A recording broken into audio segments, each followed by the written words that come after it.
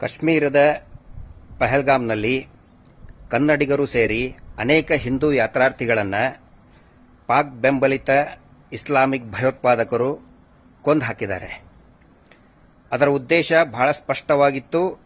ಈ ಅಮಾಯಕರ ಹತ್ಯೆಗಳ ಮೂಲಕ ಇಡೀ ಭಾರತ ದೇಶದಲ್ಲಿ ಹಿಂದೂ ಮುಸ್ಲಿಂ ದಂಗೆಯನ್ನು ಎಬ್ಬಿಸಬೇಕು ಅಂತ ಹೇಳಿ ಆ ಅಮಾಯಕರ ರಕ್ಷಣೆಗೆ ನಿಂತಹ ಒಬ್ಬ ಕಾಶ್ಮೀರಿ ಮುಸ್ಲಿಂ ಯುವಕನನ್ನು ಕೂಡ ಹತ್ಯೆ ಮಾಡಿದ್ದಾರೆ. ಇದು ಪಾಕ್ ಬೆಂಬಲಿತ ಕೃತ್ಯ ಅಂತ ಹೇಳಿ ಭಾರತ ಸರ್ಕಾರನೇ ಘೋಷಣೆ ಮಾಡಿದೆ ಮತ್ತು ಪಾಕಿಸ್ತಾನಕ್ಕೆ ನಮ್ಮ ಸೈನಿಕರ ಮೂಲಕ ಸರಿಯಾದ ಪಾಠ ಕಲಿಸಬೇಕು ಅಂತ ಹೇಳಿ ಸಿದ್ಧತೆಯನ್ನ ನಡೆಸಿದೆ. ಆದರೆ ನಮ್ಮಲ್ಲಿರುವಂತಹ ಕೆಲವೊಂದಿಷ್ಟು ಜನ ಇಷ್ಟು ದಿನ ನೇತ್ರಾವತಿ ಕುಟುಂಬ ತೀರದ ಅತ್ಯಾಚಾರಿ ಕುಟುಂಬದ ನಕಲಿ ದೇವಮಾನವನ ಪರವಾಗಿ ವಕಾಲತ್ತು ವಹಿಸಿಕೊಂಡಂತಹ ಕೆಲವೊಂದಿಷ್ಟು ಜನ ಹಿಂದೂ ಮುಸ್ಲಿಂ ಅಂತ ಭೇದ ಭಾವ ಹುಟ್ಟಿಸುವಂತಹ ಪುಂಗಿ ಅಂಡ್ ಗ್ಯಾಂಗ್ ಏನು ಸಾರ್ತಾ ಇದೆ, ಹಿಂದೂ ಮುಸ್ಲಿಂ ದಂಗೆ ಆಗಬೇಕು ಅಂತ ಹೇಳಿ ಅನೇಕ ಪ್ರಚೋದನೆ ಹೇಳಿಕೆಗಳನ್ನು ಕೊಡ್ತಾ ಇದ್ದಾರೆ. ಇಡೀ ರಾಷ್ಟ್ರದಲ್ಲಿಯೂ ಕೂಡ ಕೆಲವೊಬ್ಬರು ಆ ಪ್ರಯತ್ನವನ್ನ ಮಾಡ್ತಾ ಇದ್ದಾರೆ. ಹೀಗಾಗಿ ನಾವು ಸಾರ್ವಜನಿಕರಿಗೆ ಎರಡು ಚಾಯ್ಸ್ ಇದೆ, ಎರಡು ಆಯ್ಕೆ ಇದೆ.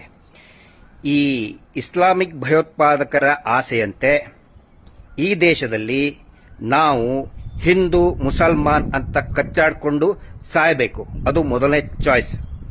ಎರಡನೇ ಚಾಯ್ಸ್ ಏನು ಭಾರತ ಸರ್ಕಾರ ತೀರ್ಮಾನ ಮಾಡಿದೆ, ಭಾರತೀಯ ಸೇನೆ ಪಾಕಿಸ್ತಾನಕ್ಕೆ ನುಗ್ಗಿ ಆ ಭಯೋತ್ಪಾದಕರನ್ನ ಹತ್ಯೆ ಮಾಡಬೇಕು ಮತ್ತು ಪಾಕಿಸ್ತಾನಕ್ಕೆ ಸರಿಯಾದ ಪಾಠವನ್ನು ಕಲಿಸಬೇಕಂತ ಹೇಳಿ ಭಾರತ ಸರ್ಕಾರದ ತೀರ್ಮಾನ ಆಗಿದೆ. ಇದು ಎರಡನೇ ಚಾಯ್ಸ್.